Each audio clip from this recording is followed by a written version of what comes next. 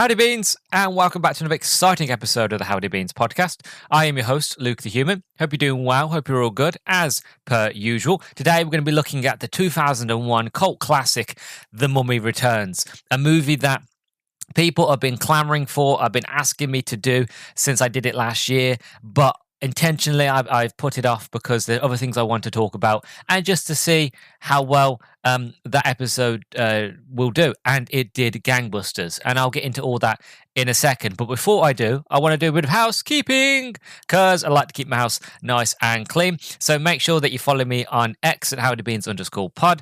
If you listen to this on YouTube, don't forget to like, comment, and subscribe. And finally, if you listen to this on Spotify on your mobile phone, don't forget to leave a 5-star rating. So as I said, I'm looking at the 2001 cult classic, The Mummy Returns, a sequel to the amazing 1999 Brendan Fraser movie, The Mummy.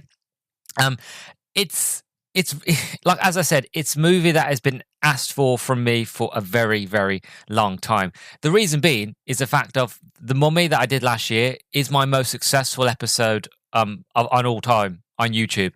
It's got 24,000 views and it's growing by the day.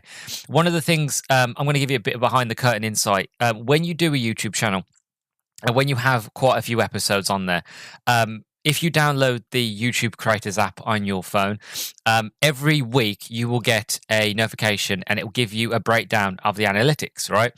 And every single week since I released that episode for the 25th anniversary of the movie, every single week since then, I have had, it gives you like your top 3 episodes. The Mummy has always been at number 1. I have no idea why. Again, I'm very proud of the review and I love the review and I'm like really glad it's been so successful. But it's always the one that's always being listened to. It's got 102 likes. It's currently, if I want to give me the sort of exact amount, it's currently at 24,942 views. And that's insane to me. And it's also the episode that gives me the most subscribers because it tells you what episodes people have watched and then subscribe to you. That's the episode that people have watched and subscribed, and that's why I've got like 326 subscribers, is because of that movie. Now, because of all that success, a logical person, obviously not me, would think, oh, well, I've got to sort of get ahead of this. I've got to get ahead of this success, and I've got to make the review the next movie because, again, the next movie is going to do just as well.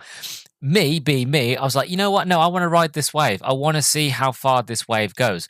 And I thought, well, when it starts to go down a bit, then I will bump it up with the second review. The thing is, it's not going down. It's still going, and it's going at a gradual rise. So I figured, because it's the summertime and I really, really love the Mummy series and I love this movie, I figured, you know what?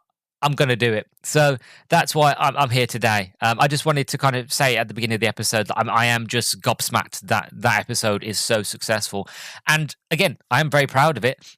But it's one of them weird conversations that I have with a lot of podcasters, is the fact of you never know what's going to pop off. You never know what's going to be successful.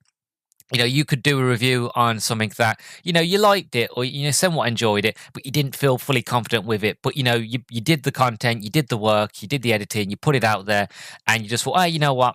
It ain't going to do very well, but I enjoyed myself. And then it does gangbusters. But then on the flip side, you can have an episode that you're like, oh, I really, really love this movie. I love this game. You get really hyped up. You put a lot of effort into it. You put a lot of time and all this jazz. You put it out and it doesn't get seen by anybody or hardly anybody listens to it, and it can be disheartening. But it's still that thing of content creation. It's the same with YouTube, and I'm sure, and you know, it's the same with podcasting. Is the fact of you never know what's going to be successful at the end of the day. So that's why I always say to people, like, do what makes you happy, because you never know what's going to be successful, what's going to be pumped up the algorithm, that sort of thing. So don't do what the mainstream does. You know, just do whatever you want to do, and it might work, it might not, but you'll always be surprised. And I am still surprised at The Mummy. I know it's widely loved, but I'm just surprised that it's just been so successful. Anyway, That's me gushing for a few minutes. Anyway, so let's get on to the review itself. So I'm going to read the synopsis of the movie. Most people who will listen to this probably know the synopsis of this movie anyway, but I'm going to do it just in case. So, many years ago, in ancient Egypt, the Scorpion King led a menacing army, but when he sold his soul to Anubis, he was erased from history. Now he is only a myth. Or is he? Rick and Evelyn O'Connell are still discovering new artifacts. Along with their 8-year-old son Alex, they discover the bracelet of Anubis, but someone else is after the bracelet. High Priest Imhotep has been brought back from the dead once again and wants the bracelet to control the Scorpion King's army. That's not the only problem, though. Imhotep now has Alex, and with the bracelet attached to him, he doesn't have long to live. That is the synopsis of the movie. As for the cast, so we have the absolutely wonderful, incredible, rising star, good old Canadian boy, Brendan O'Fraser as Rick O'Connell. You've got the absolutely gorgeous, fine as wine, stunning beauty Rachel Weisz as Evelyn. You've got the hilarious and very talented John Hannah as Jonathan. You've got Arnold Vosloo back as Imhotep. Odette Fair as Ardette Bay, Patricia Velasquez as Mila, Freddie Both as Alex, Dwayne The Rock Johnson as the Scorpion King, and Ardway Akale Ajabe as Lukna. That is the cast of this movie. As for the sort of going on to the production of this film, so I've broke it down from like development, casting, filming, and like visual effects. So as for development, so following the success of The Mummy from 1999, Universal Pictures quickly moved forward with plans for a sequel. While writer-director Stephen Sommers was approached by Universal after the film's opening weekend, and within a day, he began developing ideas for The Mummy Returns. Sommers had already been contemplating a sequel during the production of the original film, aiming to expand the story with a larger scale, enhance special effects, and fresh adventures for the familiar characters. He wanted to create a new adventure without repeating the same formula, aiming to outdo his previous work. Sommers chose to set The Mummy Returns in 1933, 9 years after the events of the first film. This allowed the characters to evolve, with Rick and Evelyn now married and living comfortably in London. They have a son, Alex, who embodies the best traits of both parents. The story intertwines multiple timelines, exploring the ancient past of the Scorpion King, Imhotep, and the O'Connells, and their present-day life. Sommers also sought to delve deeper into the fascination with ancient Egypt that was central to the original film. As for casting, so Sommers was eager to reunite the original cast, including Brendan Fraser, Rachel Weisz, and John Hannah. For the sequel, the returning actors were enthusiastic about the script, which combined elements of horror, visual effects, comedy, and romance. Weisz and Patricia Velasquez trained extensively in ancient Japanese martial arts to portray more physically demanding roles. Freddie Both accepted the role of the O'Connell's son Alex after choosing to audition for it instead of Harry Potter. New to the cast was Dwayne The Rock Johnson, who played the Scorpion King. Although Johnson was new to acting, Sommers felt his natural charisma was well suited for the role of a fearsome warrior who made a pact with the god Anubis. Johnson embraced the physical demands of the role, which involved extensive makeup and hours of preparation. Which is kind of funny because he doesn't talk at the beginning of the movie. All you really hear of him is a scream and a few grunts as he's going into battle. And that's about it, really. And then when he's actually the really bad CGI Scorpion King at the end of the movie, he doesn't really say anything. So, like, yeah, he's got the demeanor. Like, he looks like sort of very terrifying. But he doesn't say anything in this movie. I never questioned it when I was younger. But now it's like, oh, it's a bit strange. It's kind of funny because you think if you have The Rock in the movie now, you have to have him talk. You've got to have him do something big, funny, sort of that sort of thing. Very menacing. But back then it was like, The Rock's still new. So it's like, it's just a throwaway thing. But it's just funny. To me, anyway. Anyway, filming. So the principal photography began in the deserts of Morocco with additional second unit work filmed in Jordan, including locations like the gorges at Petra. In Morocco, filming took place in Iford, which had also been used for The Mummy, and Ukuraza. Again, if I'm butchering the name, I do apologise. The production then moved to Stefan Studios in England, where sets for ancient pyramids and temples were constructed. Filming also took place in various locations around London, including the British Museum and Tower Bridge. Despite challenges posed by the weather, the crew adapted quickly. Yeah, England, we're not very well known for our weather, to be honest. Some days it's really, really nice. Most days it's grey and cloudy and horrible, but you get used to it, even though we moan about it. As for the visual effects, so the visual effects team, led by John Burton at Industrial Light and Magic, aimed to surpass the effects of the first film. Advances in computer-generated imagery, CGI, allowed for more intricate and realistic creatures such as Imhotep. The filmmakers focused on creating a seamless integration between the live-action sequences and CGI, utilizing detailed camera tracking and motion capture technology. Burton highlighted the challenge of animating creatures with organic realism and developing characters like Imhotep, whose interactions with other characters were more detailed than in the original film. Arnold Vosloo, who reprised his role as Imhotep, faced the challenge of acting alongside these digital elements, often reacting to creatures and environments that were only added in post-production. Despite advancements in CGI, the Scorpion King's appearance was widely criticised for its awkward facial features and an uncanny valley effect. The visual effects team faced challenges due to limited reference material of Dwayne Johnson, as his WWE commitments prevented detailed facial scars. As a result, the digital representation of Johnson lacked accuracy. I don't think it's just accuracy it lacked, standing out as one of the film's most criticised visual effects, despite improvements in other characters like Imhotep.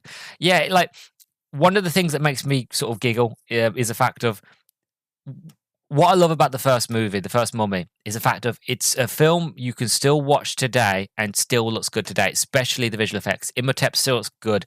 You know, the CGI is still brilliant. Even for an older movie, it looks bang on. Like, it's aged like fine wine. It's gorgeous, right?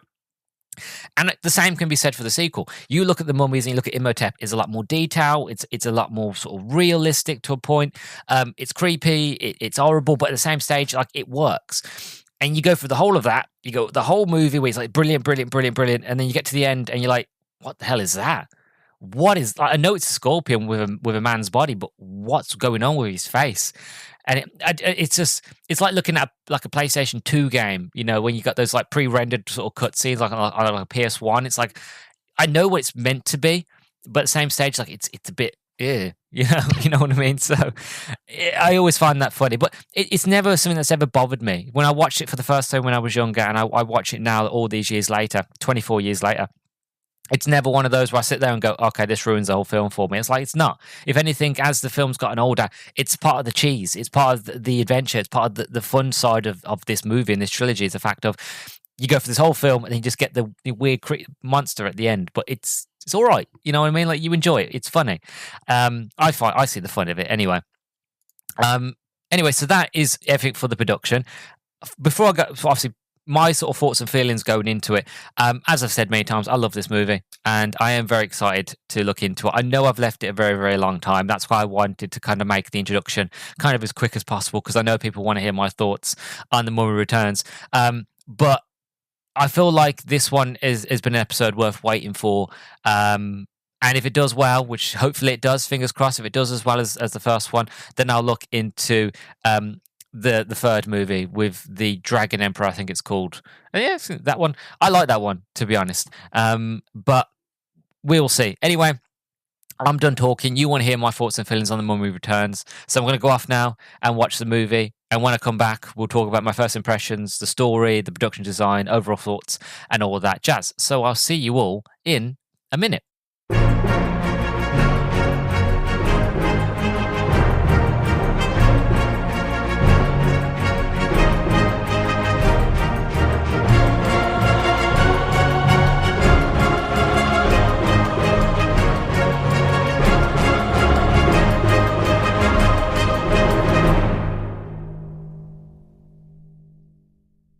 And welcome back, everybody. So I've just finished watching The Mummy Returns, and to get straight into it, no guesses, I absolutely love and adore this movie, because of course I do, because I love the first one, I love this one. If you didn't listen to my review of The Mummy, basically, the long short of it is, this is a family favourite of ours. The Mummy films, specifically the first two, are a sort of a collective agreement in our family where we're like, no matter what we're doing, if it's on TV, we'll all sit down and watch it. We quote it all the time to each other. You know, the moments where you've got the mercenaries, where it's like, this place is cursed. And then you got the other guy going, oh, he ain't happy unless it's cursed. This is cursed. This is cursed. This is cursed. You know, I love that.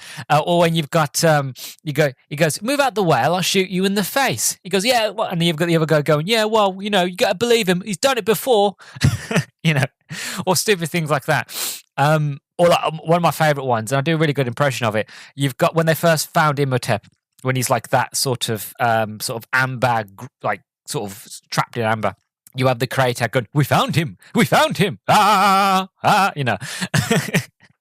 And these are the things, like, I love this movie. Like, these little quotes, they make me giggle. I'm entertained. You've got the action, you've got great characters, you've got the dialogue, you've got a continuation of the story that's already been set up in the first movie.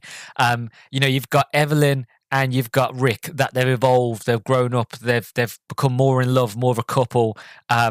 And like Evelyn, she's learned a few tricks. She's not just a damsel in distress anymore. She's pretty badass herself, because obviously Rick has taught her and they've been on adventures together.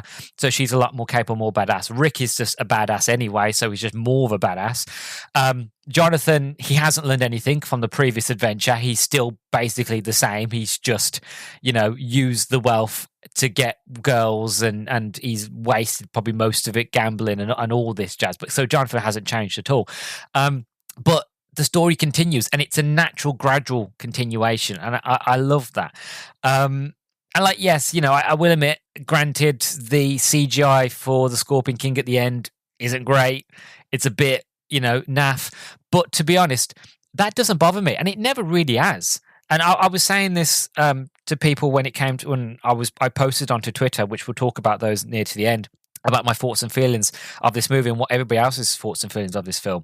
And a lot of people bring up the jankiness and how bad the Scorpion King looks. And again, I get it, but my argument always to them was that it never really bothered me. Even when I first watched it, when this movie first came out, it was never really an issue. I never watched it and went, ugh.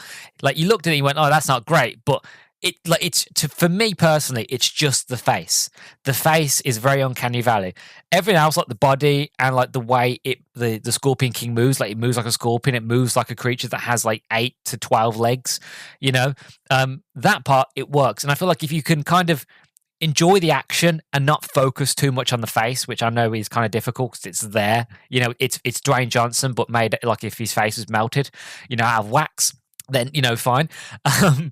But it's still a very great action sequence, and I just feel like this whole movie as a sequel, it really stands on its own. Like, the sequels are not always better than the originals, and again, I will admit I do prefer the first movie, but that doesn't mean that this is any less of a great or good movie. To be honest, I think you could easily watch them both back to back and still have a great time. And there's not many movies or like original and sequels that you can say that about. You know, you really enjoyed the first one, but the second one was a bit naff. Here, they both stand on their own as perfect, really, as really, really good.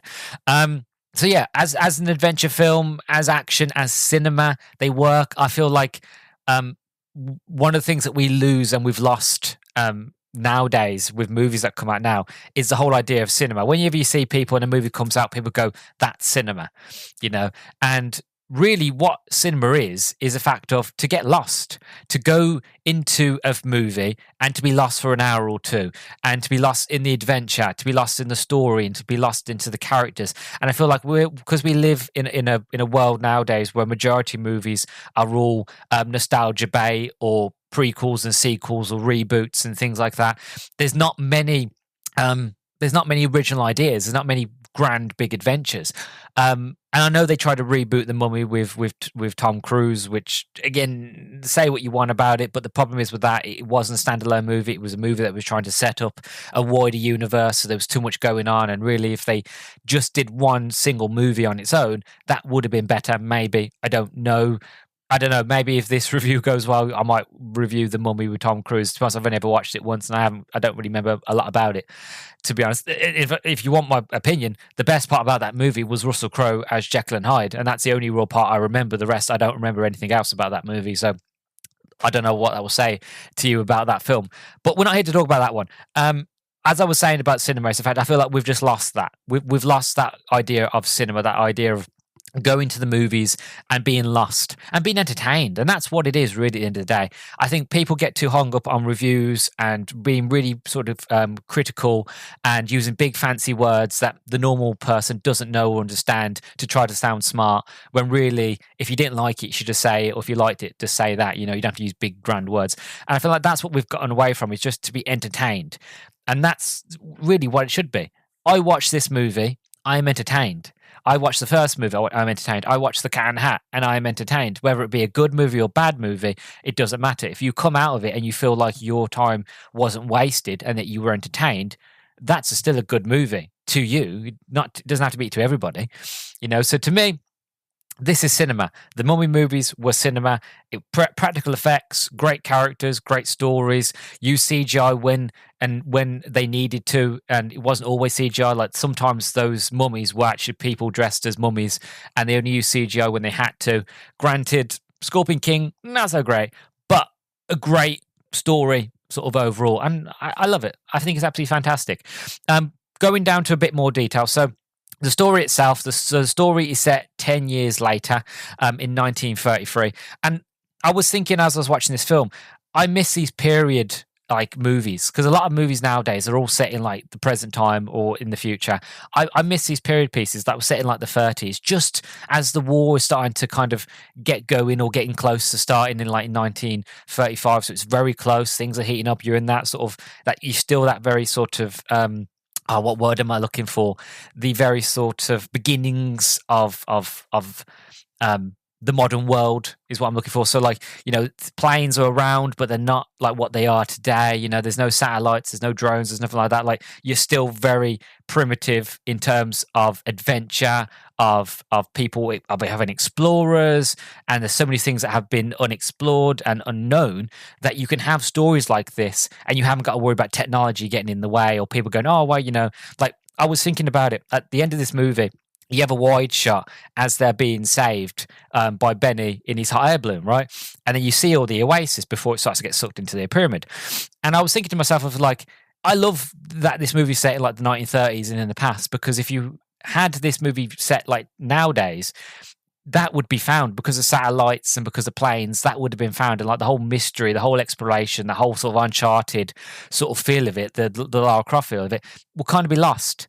You know what I mean? So I love these periods. I love this time period. And that, like I said, you've got Rick and Evelyn. They've grown and matured. You've got Jonathan, who hasn't at all. He's still the same. And then you've got Alex, their son, who is basically has his father's traits and has his mother's traits. So he's mischievous. He's a young lad. And obviously it follows the story with the Scorpion King. And it's kind of funny. I know that with this movie, they did a spin-off with the Scorpion King, but I've seen the Scorpion King movies. Well, not all of them. I think I've seen the first two. But the guy that Dwayne Johnson plays in that movie doesn't feel like the bloke that would be in this movie and do what he does. Again, they're played completely different. But again, if this review does well, maybe I'll look into the Scorpion King films. But there was always that weird sort of distinction to me. Like when I would watch both films, I'd be like, that guy doesn't feel like this guy. Like they've got the same name and same actor, and they're probably the same person, but they don't feel like the same person, But that's a completely sort of different thing. So it revolves around the Scorpion King. He goes to has a 7-year war, completely gets his ass handed to him. He's banished into the desert, him and his remaining men. He makes a deal with Anubis that if you sacrifice and save my life, you can have my soul. But all I want is to kind of get revenge on my enemies. So Anubis accepts that deal. He has to eat a scorpion. He gets the powers, and then he can then go off and wreak revenge. He gets his revenge. Anubis takes his soul back, and then the story sort of goes from there. And then we get what's his name now? I can't remember his name actually. I think they didn't probably mention his name, but the curator basically of the museum, he has got some men together. He wants to get the Imhotep. He wants to bring him back so he can put the bracelet of Anubis on him, so that he can bring back like slay the Scorpion King and rule an army and take over the world. Why? It's never really explained, but it doesn't really matter because it's an adventure. Like, you don't need it to be explained. It's just a fact of he's evil. He wants Imhotep. Imhotep's evil. Bish bash bosh. The end. Really, you don't need to know any more from that. And then, again, the adventure goes on. Alex gets the bracelet on his wrist. He gets kidnapped, and they start following him on this adventure, going to different sort of places in Egypt. And that's basically the premise of the story. One thing that I love, and I don't know if I think I mentioned it when I did my review for the first Mummy movie, but if I did, I didn't go into much detail. One thing I want to highlight is the fact of, after watching The Mummy and then watching The Mummy Returns, by the end of the film, I don't feel like Imhotep is a villain. And what I mean by that is the fact of he's only doing what he's doing for love, right? He is very much the fact of he's in love with the princess, with the queen, with the pharaoh's wife, and he basically, everything that he does for her, and majority of it is just trying to bring her back from the dead because he loves her so much. And it always breaks my heart, and again, this is how big of a soft I am, by the end of this movie, at the very, very end, Rick slays the Scorpion King, sends the Scorpion King and his army back to hell, and then there's a scene where the whole pyramid is crumbling, and then it's like a close-in shot with hands, and you got the two hands, and then the camera goes out, and you've got Imhotep, and he's hanging on, he's on the edge, and then same thing happens again, two hands, this time with a ring, that's Rick, he's there, and then you've got Anoxalamoon and Evelyn both at the door, and they're both at a distance away from him, and like Rick's like saying to Evelyn, like, no, go, like, don't do it, I've lost you once, like, I'm not going to lose you again. Granted, Evelyn, she's already died, gone to heaven and been brought back, right? But still, even though that happened and Rick's telling her to go, she's like, no, she is in love with Rick, they are intertwined, they are bonded. So she goes, no, screw that, and she runs in through danger, even though she's already died once, potentially can get killed again by falling rocks, gets to Rick and tries to help him up. Imhotep sees this, smiles, and goes, you think you've got a love of a woman, watch this. And he goes, Anoxalamoon, save me, help me. And she's like, and she's standing there, he's like, come on, save me, and she goes, no, and then she runs away. And it's the acting of the actor's acting is incredible here, because instantly you see in his face, he has that look of like, everything that I have done it was for nothing. Because if you really break down the story, he was in love with her. He slayed the pharaoh for her. She died. He then risked his station and everything that he had to steal her body, take her to Hamunaptra, and to bring her back. Failed. Then he gets the Umdai, which is the worst thing ever could happen to you in Egypt. That was like the biggest curse, worst thing ever. He went through that torture. He had his tongue ripped out. He had probably his organs removed as well while he was alive. And then, he got slowly eaten to death by those like scarab beetle things, only to then come back and to try and bring her back a second time, ultimately failing. But still, he manages to bring her back. So again, this is how much he loves her. Fails again. End of the movie. All is well. The heroes win. He loses. Second film, he's brought back again. This time, he's got the reincarnated version of his wife, so she doesn't need to bring her back. And then they get to Karnak. He brings back her soul into her, so she has all the memories, and she has everything that she needs to love him. And like Imhotep, and she's caressing his face, and they love and they kiss, and it's all romantic. He's finally got the girl. He's got what he wanted. Now he's just got to sort of take out the Scorpion King, and then he can rule the earth. And then he fails at that. And then he's like, well, I might have failed as killing the Scorpion King, but I've still got the love of my life. Screw everything else. I'm immortal. I'm not a god anymore. I'm going to live a normal life. And he's like, help me, save me. And she doesn't. She runs away. And it's just that look on his face where it's like, everything that I've done is for nothing. I have died multiple times and come back. I've tried to save you multiple times, and it was for nothing. He fully loved her. He 100% devoted his life to her. She did not 100% love him, and it showed. And when she runs away, you can see like there's almost tears in his eyes, and it just proves that the monster is capable of love. And he looks over at Rick, looks over at Evelyn as like she's picking him up, and they go to safety, and he has that smile on his face, is like, and then he just pushes himself away, and then gets eaten. And for me, that's one of the best endings for a villain, because you feel sorry for him, because up until this point, he is the big bad guy. He's evil. He's cruel. He is everything that a monster, creature, beast should be.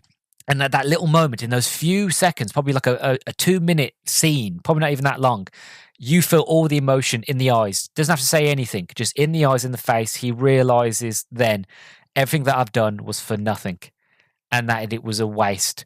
And it's kind of that acceptance of like, you've got the love of a good woman. Cherish it, hold it. I'm done. He pushes himself, he's gone. And that's it. That's a great ending. A absolutely brilliant ending to a villain. And you don't need to bring him back because there'd be no point. It's brilliant. It really, really is good. And one of the other reasons why I love this movie so well is just those little nods, those little moments.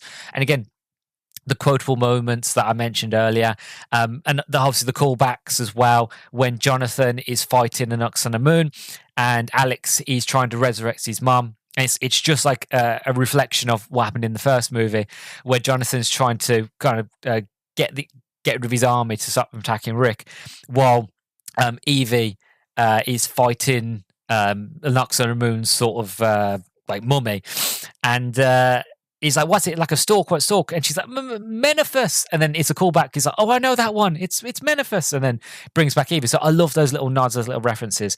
And yeah, story's brilliant. Dialogue's brilliant.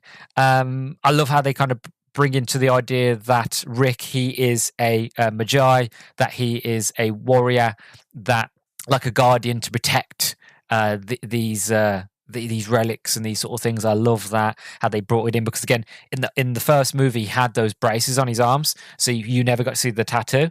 So that in this movie, where he hasn't got the braces on, he then see like Ardette Bay sees the tattoo, and he goes, well, if I said to you I was a traveler coming from the east, how would you reply? And I think, if I remember correctly, Rick goes, I would say too that I too am a traveler coming from the west.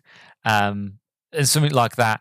And I love that. And again, I just love it all. I think it's great. Like, I'm sitting here getting all mushy over a movie that I love. It's fantastic. As for the production design, it's all practical, which I love. This is the thing. Again, I'm going to get into my rant again, and I'm not going to do it too much, but modern movies, they've gotten away from it. They've gotten away from doing practical effects. I think this is why movies like this and movies of this time have aged so well. And granted, I know a lot of people don't think that the CGI is as good in this one as it was in the first one. I beg to differ. I think it is better. It's just obviously it's the end boss that kind of really sort of ruins it, if anything. But they use practical effects wherever they could. When they're in the jungle, they're in a jungle. Well, probably not in a jungle, but you know what I mean? They're in a jungle set. It's all practical. It looks like a jungle. It feels like a jungle. They actually was in Morocco doing a lot of the sets. So again, it looks like a desert because it is a desert. You know what I mean? And they're going on location and stuff like that. And granted, sometimes going on location can be a bit difficult. It can be very costly and very expensive. And I understand why they do a lot of the things in big warehouses, in big sound stages. I get that.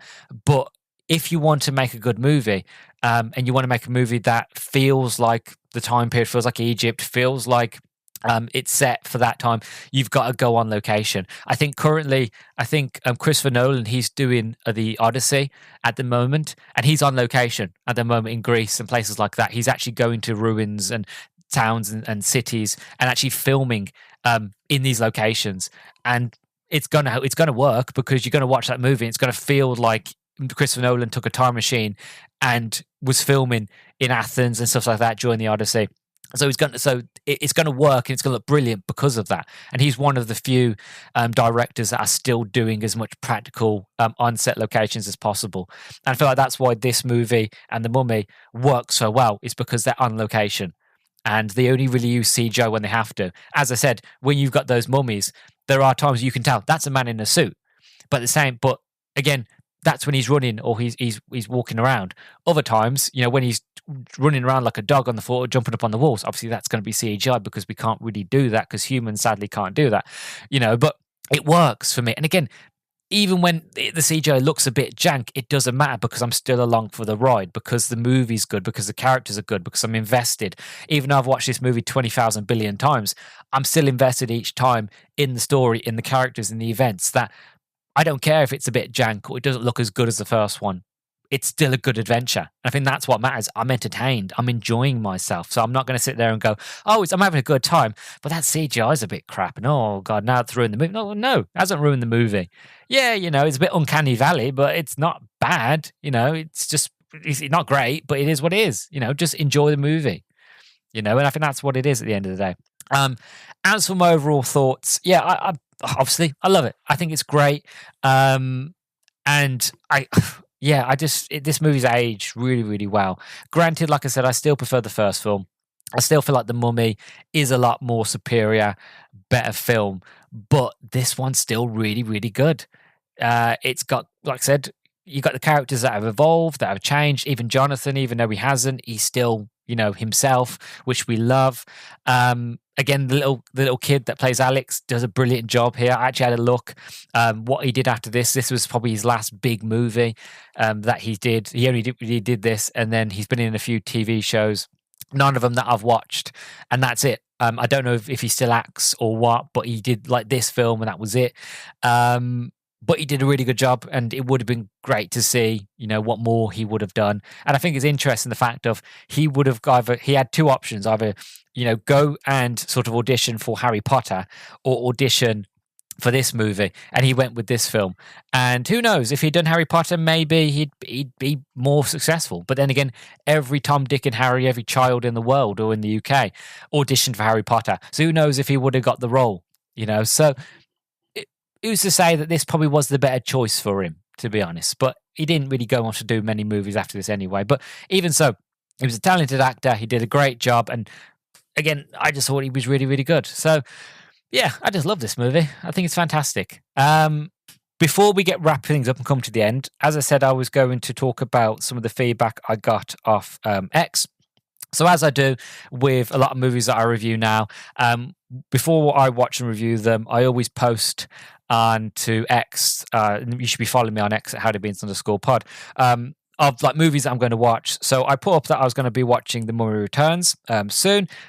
Put all your feedback down below, and I got a lot of feedback. So again, thank you to everybody who replied. And if you want a shout out in the next episode, whenever I'm watching another movie and you see me post something, then by all means, drop your comments and feedback down below on said film, and I'll shout you out there. So the first one that we got was from Dissect That Film.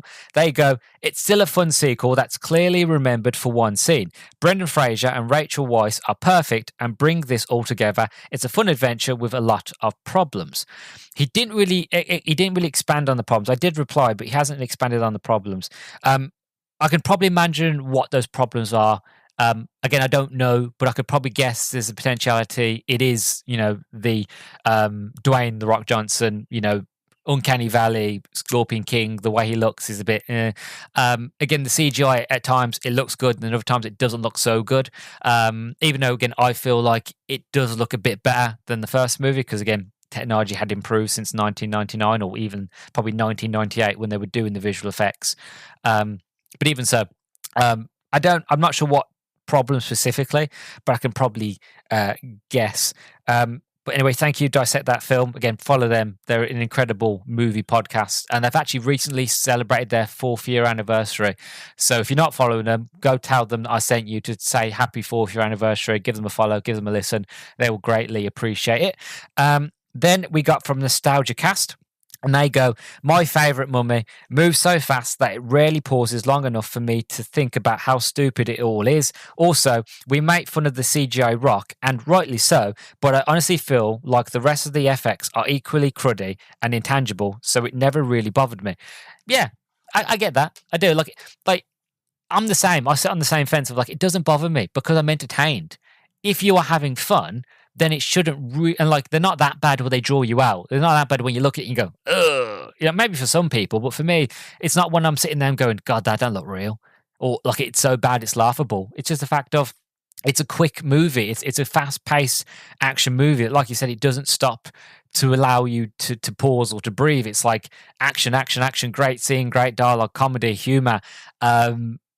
Epic moments, and there's twists and turns, and there's so much going on. I remember when I first watched this movie, I was like, is everything that I wanted more from a mummy sequel? More mummies, more going around Egypt, and more great characters that I love and feel. So yeah, like even though the CGI isn't brilliant at times, it shouldn't really bother you because the story is so good and everything else is so good that it's very entertaining.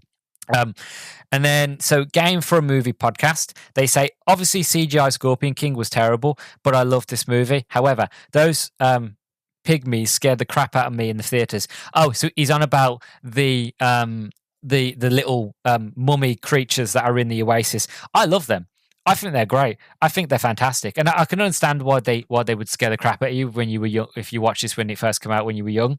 But me, I think I love them. One of the things that I noticed watching this movie again was I don't know the guy's name. He doesn't really talk to us. He mostly makes facial features and facial expressions. And I feel like was there potentially in the movie originally, in the original cut, he had more scenes than he spoke because the camera keeps panning on him like on his own.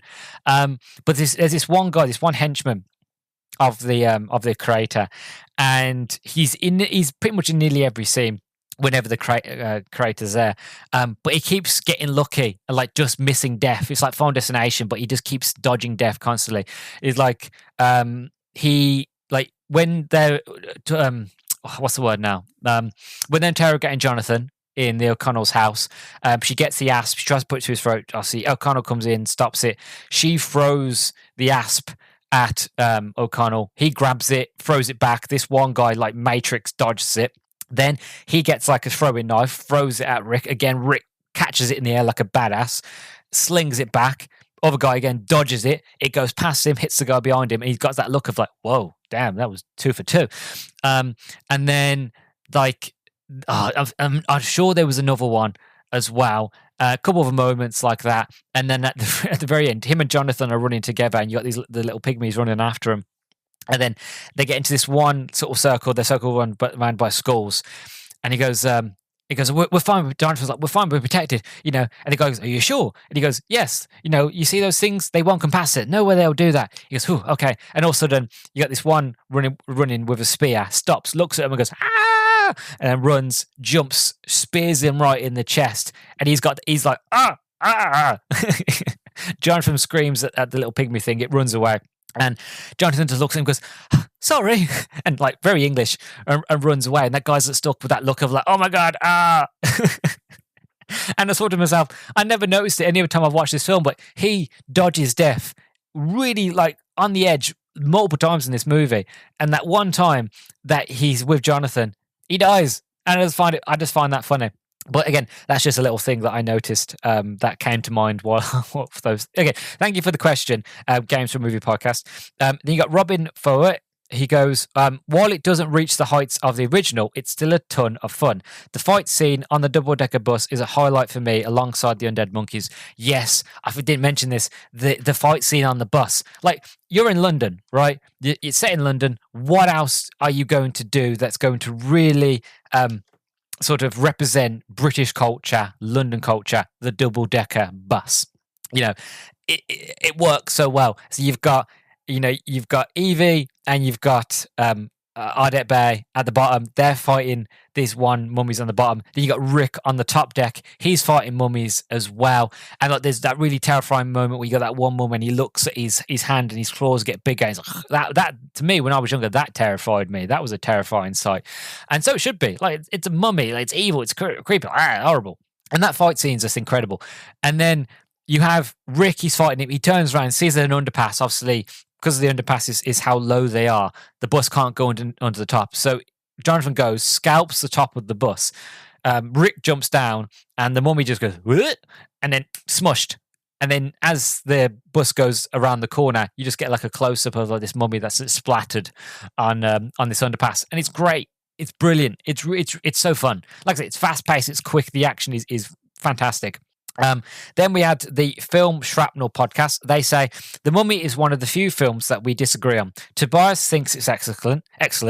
Craig thinks it's overrated. If you check out the ratings on IMDb, Metacritic, and Rotten Tomatoes, they vary slightly. I'll be honest, I don't tend to listen to Rotten Tomatoes or Metacritic or anything like that. I used to when I first started the podcast because that's what everybody else did. But over time, I just stopped reading them and looking at them because personally, they're just complete trash, really. Especially when you read a lot of the critics and what they have to say about movies, especially some of like the best movies, like critically acclaimed big movies, and then you see some of the things they write, and I'm like, do they actually enjoy films, or do they generally just be negative for clout? Because we all know that negativity breeds success. It shouldn't do. It should be the way around. But if you're negative about something, you're going to be more popular. So I don't tend to listen to that. Like, I know this movie's got, I think, like a 42 or 44 on Rotten Tomatoes, so it's considered a rotten film, which again I completely disagree with. But going away from that and going to what you said, I can understand why this would split a crowd down the middle. Because again, you're coming off a perfect film, that's the first one. And then you go to this one. And like I said, there are things that are a bit jank. There's things that, specifically for me personally, the CGI is hit or miss for some people. So I can see why you'd watch it and go, that was excellent. Or you'd watch it and go, well, it's not as good as the first one. Or you'd watch it and go, it's terrible. So I get it. I understand why it's split an audience down the middle. But yeah, I wouldn't put any weight onto IMDb or Metacritic or anything like that. I always say, don't put any weight into it. If you want to watch a movie, watch it yourself, make your own opinion. You never know, you might end up liking it because everybody's opinions are different, and everybody's feelings and emotions are different. I've never met anybody who's never liked the Mummy movies, but I'm sure those people are out there. So I always say, like, don't listen to any of what the critics have to say, or even don't listen to what I have to say, really. If I talk about a movie or something that you are interested in and you want to pursue it, by all means, pursue it and get your own opinion. And if you like it, brilliant. If I didn't, that's okay too. But that's fine. But yeah, I don't put much weight onto Rotten Tomatoes or things like that because I just don't feel like they really represent the average movie-going person, which is me, you, and everybody else listens to this, really. Then we had Desert of the Real podcast. They say it makes a lot of sequel mistakes, and I know it's nowhere near as good as the first, but something about it still makes me like it. Also, the third movie is one of the worst movies of all time, so it looks great compared to that. See, I like the third movie. I don't. Again, I think The Mummy and The Mummy Returns are perfect. Again, my opinion. There's nothing wrong with them. Even though the CGI isn't great, I love them. I think they're fantastic. I hold them both on a high pedestal. Granted, the first one's higher than the second one, but they're still on a high pedestal. But I remember when the third movie came out, I went to go see the third movie. I loved it. I enjoyed it. I didn't think it was better than the first two, but I understood the evolution. I understood the fact of Imhotep, his story's ended. We don't really need another Mummy movie with Imhotep because it wouldn't really work, because it wouldn't make no sense. So I'd understand, like, you'd go somewhere else where there are mummies. Granted, I would have gone to Peru or I would have gone to the Amazon. I think that would have been a better setting than China. But still, this idea that you've got like the Dragon Emperor and he's got all these elemental powers and sort of Chinese culture, which is absolutely really fascinating. And I was here for it and I thought it was great. And obviously the end of that movie sets up the idea of mummies in Peru, I think it was. And that they was going to do another mummy movie, a fourth mummy movie that was set in Peru. Obviously, I think because the third movie didn't do so well, they didn't do it. But I don't think the third film is that bad. And I think it has its moments. And again, they changed Rachel Weisz. I don't know the reason as to why she didn't come back for the third movie. So they recast Evelyn, which again for a lot of people was a big no-no. Which again I completely understand because Rachel Weisz is brilliant in the role of Evelyn. But Brendan Fraser came back, and I think Brendan still does a brilliant job as Rick O'Connor. And even Brendan Fraser has said now that if there was a script, he would come back for a fourth film. So who knows? But I think if this review goes well, I'll review the third movie because I do enjoy it. Like, it's not like the fourth and the fifth pirate movie where you've got like Salazar's Revenge and the one with Blackbeard. It's not like those ones where it's like yeah, I kind of and ah about it. I actually like the third one it was of this film, so I would be willing to kind of watch it and give it a go.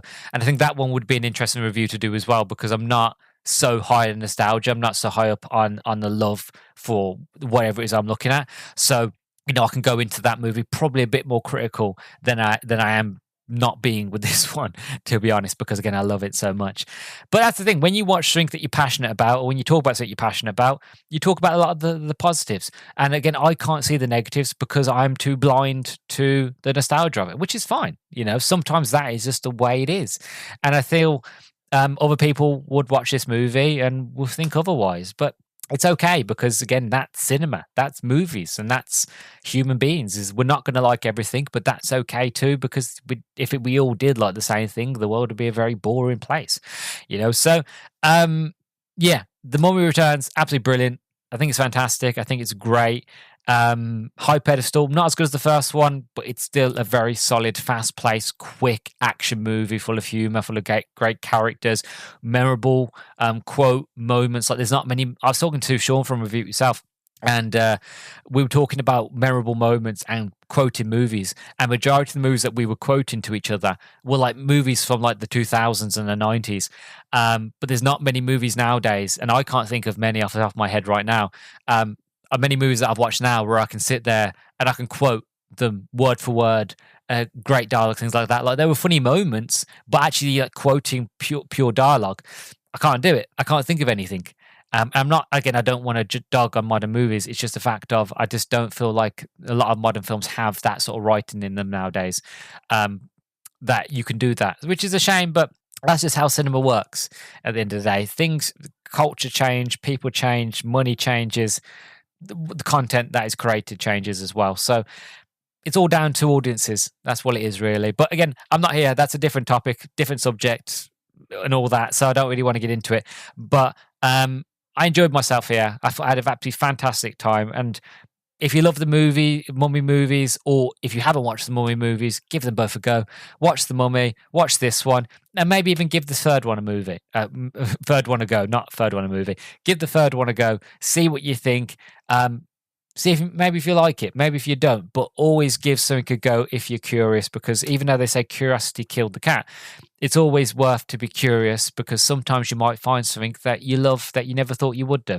So sometimes it's worth being curious, So yeah, thank you very much for listening. Thank you to everybody who replied on X to my post. I greatly appreciate it. Again, check all those podcasts out. They're all brilliant podcasts, and all give them a follow and let them know that I sent you because they'll greatly appreciate it.